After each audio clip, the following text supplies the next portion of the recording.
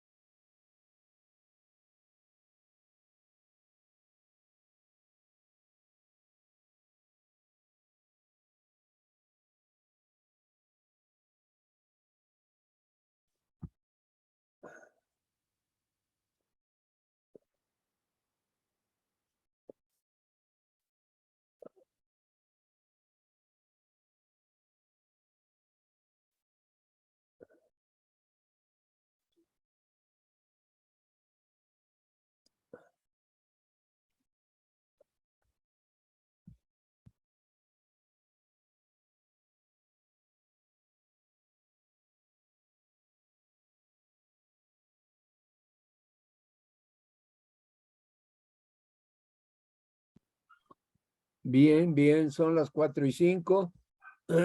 Vamos a empezar. Buenas tardes.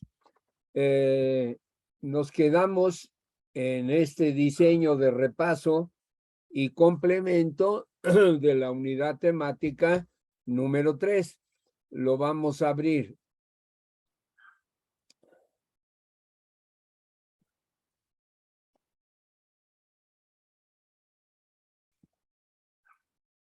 Voy a aumentarlo.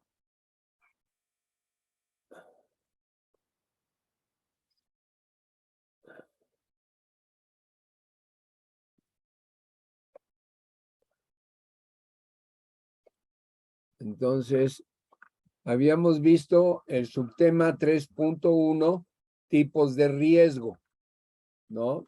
Nos quedamos en la cuestión de graves enfermedades y el long term disability, que yo me acuerde.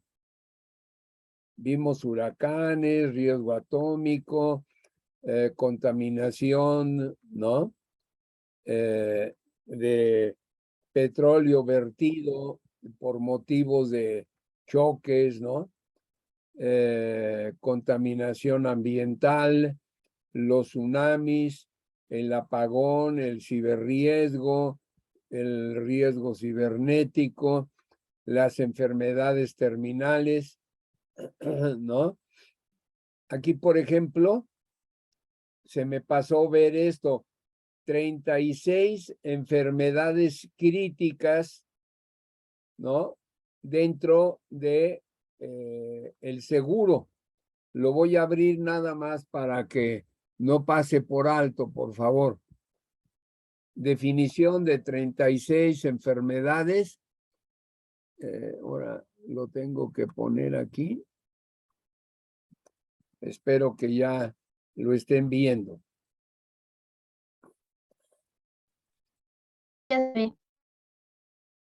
Entonces, no las voy a comentar todas, ¿no? Yo les comuniqué, aquí dice que lo pueden descargar. El que esté interesado, ataque del corazón, en ese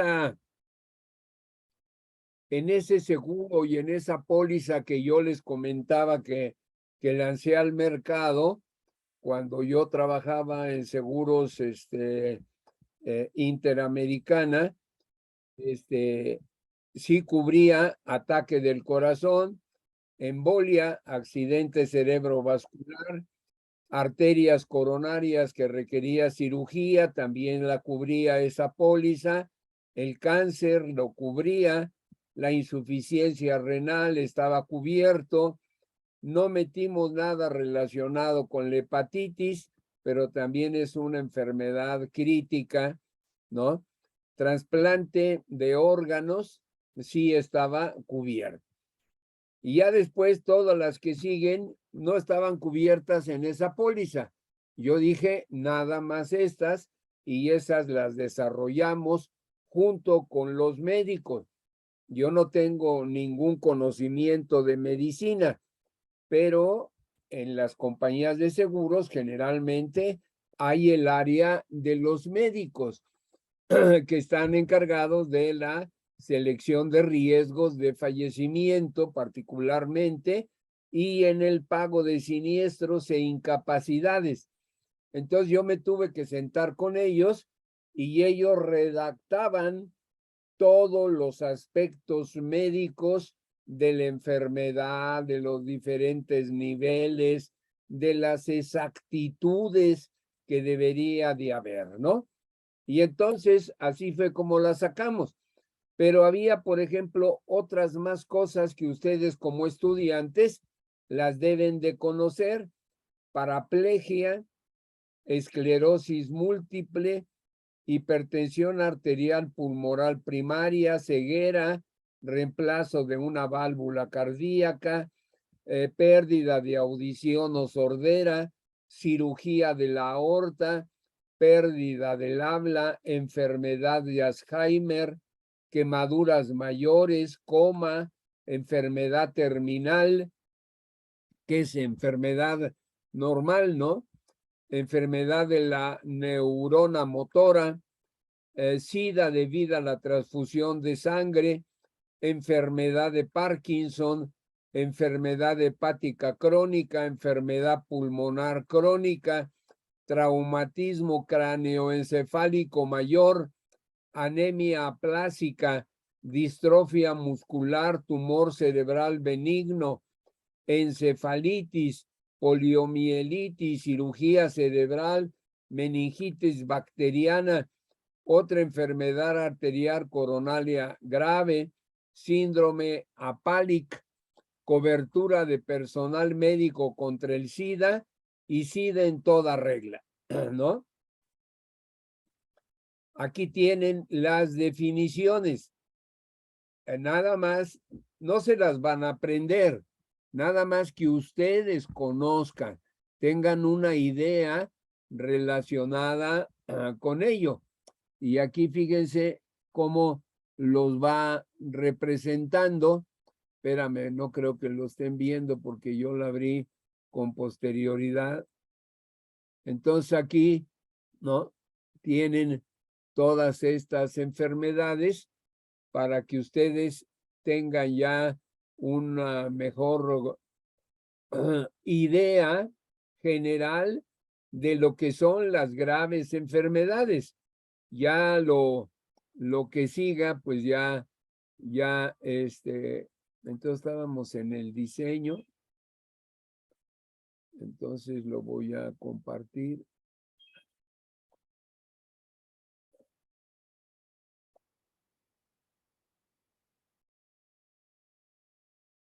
Perdón, ahorita lo hago. Ahorita aquí ya está.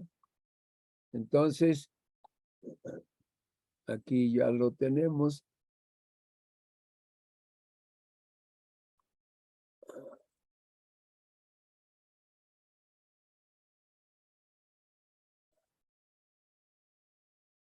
Entonces, estábamos en las graves enfermedades.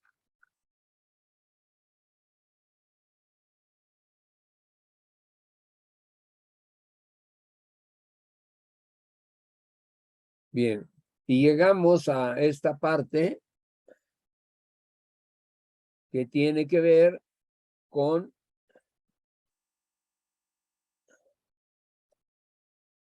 desde el 3.1.2 hasta el 3.1.7, riesgo financiero, riesgo de liquidez, solvencia, riesgo operacional, riesgo estratégico, riesgo de crédito y riesgo de mercado. Del que no he hablado es el riesgo estratégico.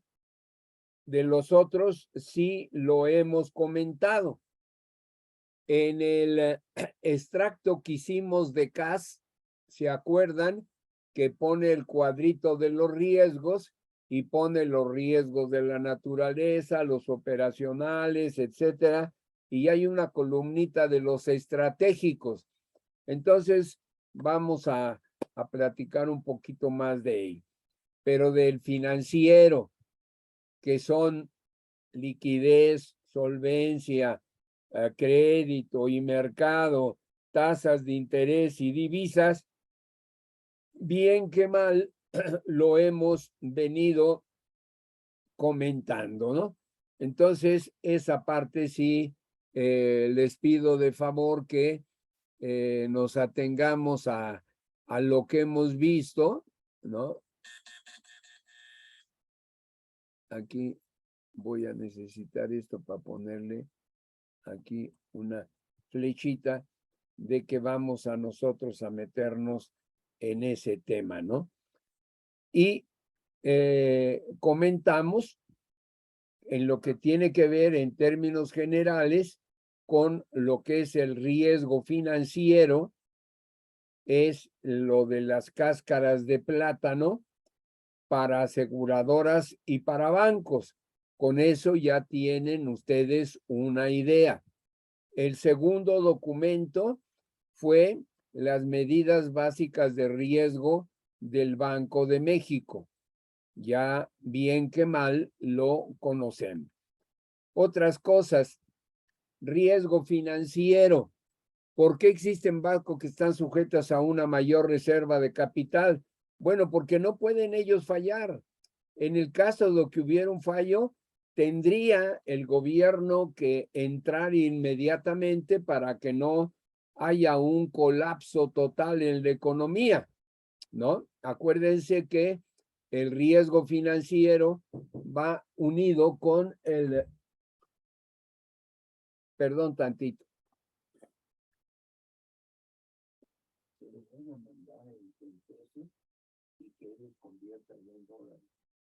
Porque ahorita, ¿no? Porque si me dicen que hay que depositar,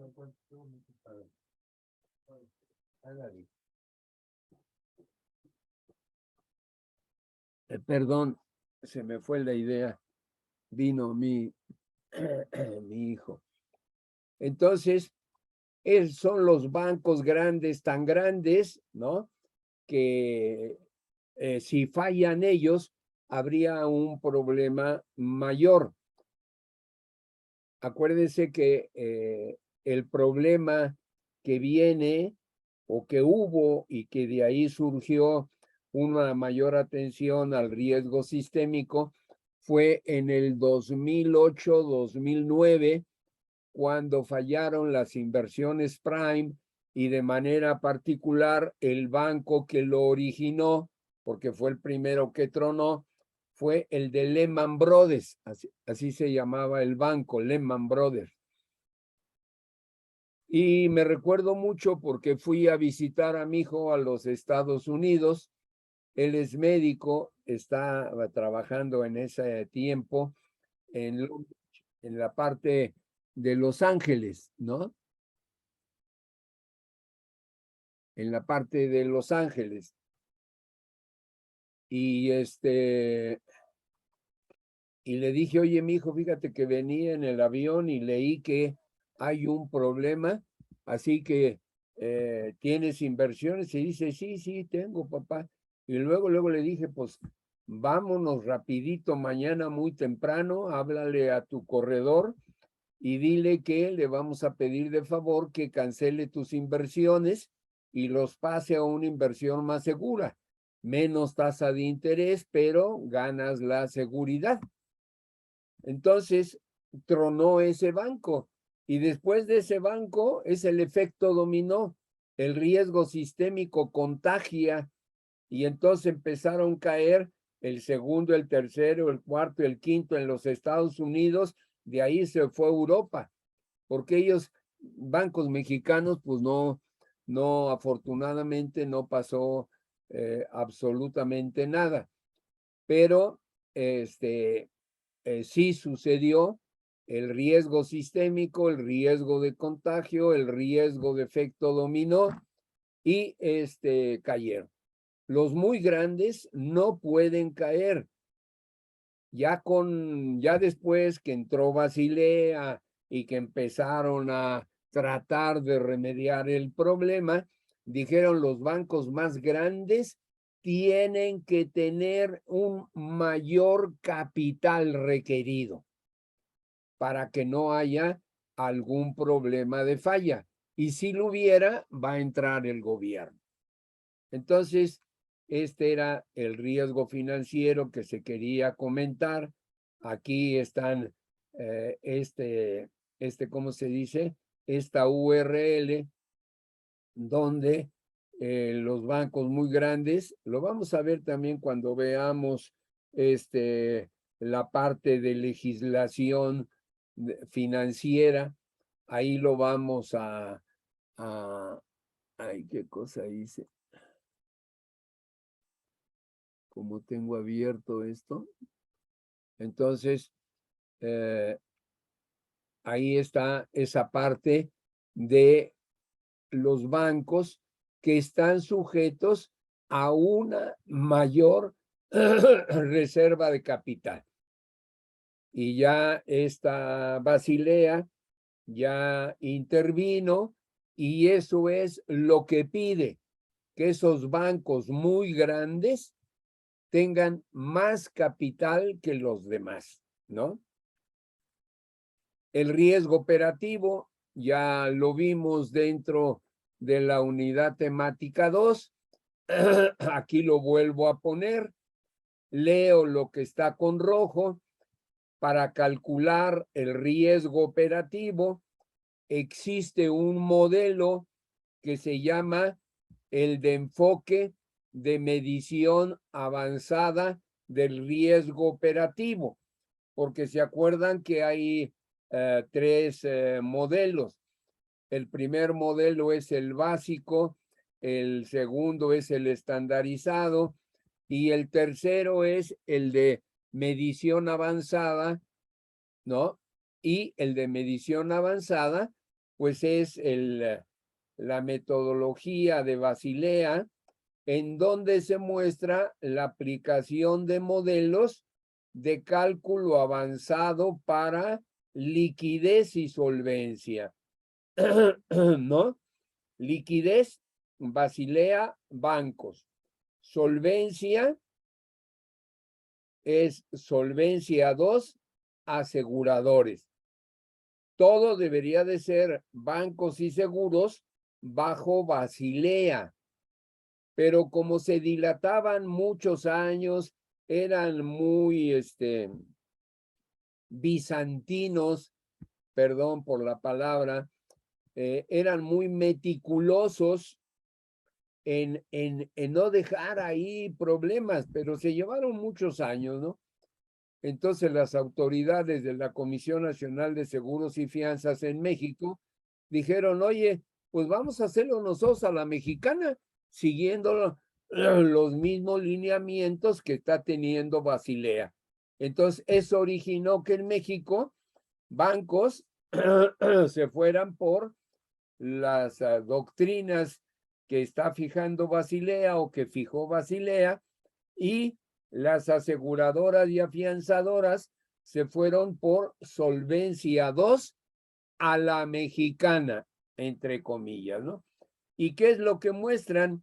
Bueno, que se pueden utilizar distribuciones como la binomial, porque permite describir fenómenos donde solo hay dos resultados posibles en cada ensayo de Bernoulli. Para nuestro caso, 1, si se da un evento de riesgo operativo J, o 0, si no se da. Después viene Poisson, puede también utilizarse, puede utilizarse también la binomial negativa. Esto es teoría estadística que ustedes ya conocen. Yo nomás, cuando lo pongo con rojo, es como si yo hubiera hecho la investigación. ¿Qué otra cosa tenemos de teoría? Pues ajustar, ¿no? Es buscar hacer un primer acercamiento hacia cuál distribución puede ajustar a nuestras mediciones de frecuencias del evento J, ¿no? Y aquí ya sale lo que se llama la regla sencilla del ajuste. Es nada más recordarles a ustedes lo que ya saben. Ya conocen las distribuciones, ya conocen la regla del ajuste. Y para la modelación de la severidad, esa es la frecuencia, para la severidad, se ajustan a una serie de datos históricos de pérdidas operativas desglosadas según el tipo y línea de negocio. Se recuerdan que hay 9 líneas de negocios en el banco. En lo que les mostré en los casos anteriores, obvio que no lo pueden recordar, pero que lo tengan presente cuando hable aquí de lo que es línea de negocios por tipo para una determinada línea de negocio y evento de pérdida. Si no se recuerdan de ese detalle, se pierden. Entonces, varios autores dijeron, oye, pues se pueden ocupar la log normal, la Weibull, la gamma, la beta, la Pareto, pero en la práctica, ninguna de esas distribuciones simples se ajustaba a los datos satisfactoriamente, por lo que hay que recurrir a una mixtura de distribuciones de variables aleatorias continua. Ahí es el problema. En los ejemplos que más adelante les doy, el ejemplo va a mencionar este proceso y va a ver también la mixtura de distribución. La obtención de la distribución de pérdidas agregada, la distribución de frecuencia, la distribución de severidad, nos da la de pérdidas agregadas, ¿no? Aquí está cómo está la probabilidad. Después viene el valor si es positivo o si es igual a 0. Y entonces se mete a utilizar el valor en riesgo a una tasa del 99.9%. Y entonces la probabilidad, ¿no? Que sea, ¿no? El VAR operativo, que rebase, que sea mayor, es del 0.1%. Y si hay reservas, es el VAR de la operación menos las reservas que se tengan. Aquí no hay reservas, aquí hay reservas. Generalmente sí las hay. Aquí tenemos la distribución de pérdidas. La pérdida esperada es la media. El área que está, ¿no? Después de la media. ¿Por qué va a acabarse en 10 minutos? ¿Qué hice? Bueno, y la pérdida inesperada, ¿no? Es la carga de capital. Y aquí está el punto, el percentil del 99.9% y nos da el valor al riesgo, ¿no? De todo lo que es la parte operativa. Entonces, todo esto es la carga de capital descompuesta entre la pérdida esperada, que es lo que todos conocíamos, todos hablábamos de un valor esperado de pérdida, pero de las inesperadas no lo tomábamos mucho en cuenta. Aquí ya tienen esta explicación. Y vuelvo a repetir, ¿no? Los dos URL del artículo, y este que es el mismo, ¿no? Si ustedes se fijan. Y se da uno adicional sobre el mismo idéntico tema con énfasis en la modelación estadística y más enfocado a la explicación de la metodología para la determinación del requerimiento de capital por riesgo operacional. Y la metodología es el valor al riesgo, ¿no? Y que pues va a llegar a este punto, ¿no? La parte de la liquidez, la parte de la solvencia, les complemento con un artículo del doctor Erdely, que todos ustedes conocen, y el que llama lo que usualmente se busca en la práctica, especialmente bajo los esquemas de los acuerdos de Basilea y Solvencia II, es contar un capital de riesgo que tenga una probabilidad aceptablemente alta, 99.9 o 99.5, dependiendo si son bancos, ¿no? Pero estrictamente menor que 1, de cubrir el total de pérdida en exceso que pudiera enfrentar una entidad financiera de seguro. Entonces, cubrir totalmente la pérdida en exceso que pudiera enfrentar una entidad financiera de seguro. ¿Quién determina ese aspecto? La autoridad. Y acá abajo se detalla. Para bancos, el 99.9%, para seguros, 99.5%. ¿Cuál es la autoridad? La de bancos, la Comisión Nacional Bancaria y de Valores, y de los seguros, la Comisión Nacional de Seguros y Fianzas, ¿no? La confirmación de esta cita se encuentra en la página 4 de la versión en idioma español o la página 1421 del total en su artículo Valor en riesgo y el dogma de la certificación. O sea, nada más nos dice aquí, ¿no? Que la posibilidad de que haya pérdidas, de que rebase este punto del 99%, el percentil 99.9% es muy pequeñito. Eso es, en resumen, lo que después, como fuente de búsqueda, si alguien todavía está más interesado, pues aquí está todo lo de Basilea III, el marco internacional para la medición, normalización y seguimiento del riesgo de liquidez, ¿no?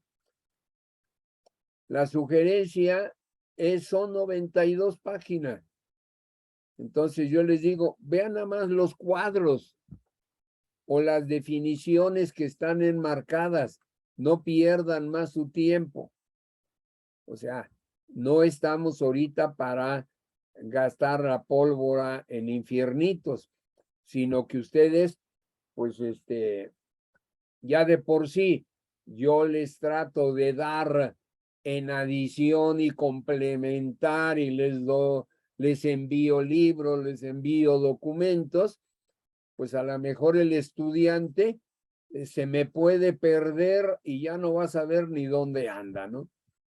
Entonces, dando respuesta a los apuntes técnicos del diseño de repaso y de complemento de la unidad 1, de la unidad 2 y de la unidad 3, con eso basta. O sea, ahí tiene él que sacar, de ahí tiene que estudiar para tener el conocimiento correspondiente, ¿no? Como estamos hablando de liquidez y solvencia, que tiene que ver con Basilea y que tiene que ver con Solvencia II, estoy obligado a hacer esta nota, ¿no?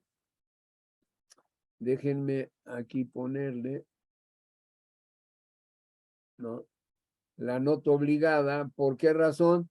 Porque ya está tocando temas de leyes y nosotros de leyes tenemos en el programa, en la unidad 5, hablar de los principios de regulación de las instituciones financieras y que trataremos de comentar de manera anticipada. Quiero yo preguntarles, porque ya hay oportunidad. Antes era más difícil por los tiempos, pero ahorita creo que vamos bien. Entonces, le vamos a seguir a terminar con la unidad 3, seguimos con la unidad 4 y después en la unidad 5 llegaremos a los principios de regulación de las instituciones financieras, ya como unidad. Ahorita como complemento del diseño, todo lo que tiene que ver con solvencia en seguros, lo encontramos en la nueva ley de instituciones de seguros y fianzas y en la circular única de seguros y fianzas. Eso sí, lo deben de conocer. No nos vamos a meter a tratar de platicar sobre algo de la ley. Yo no soy abogado, entonces a lo mejor puedo yo cometer errores, pero sí de lo que puede estar cierto es decirle qué leyes intervienen, cuál es el objetivo principal, qué información existe en la red que nos ayude a tener una idea más clara de la legislación, de todo lo que tiene relación con las instituciones financieras. Eso sí, y lo vamos a ver después. Pero ahorita les comento que todo lo que sea de legislación y lo de solvencia lo tenemos en la ley de instituciones de seguros y de fianzas y en la CUS. Eso sí, hay que tenerlo pues presente. Aunque no la conozcan, pero que sepan dónde está. Y aquí está la CUS interactiva, que ya lo tienen ustedes en el foro también. Ahora, para el sistema bursátil y el bancario, ¿dónde vamos a encontrar la información? Primero, pues en Basilea. Basilea es la que se está aplicando ya en los bancos mexicanos. Pero también necesitamos conocer las leyes, ¿no? ¿Y cuáles son las leyes? La ley del mercado de valores, que es una de las principales,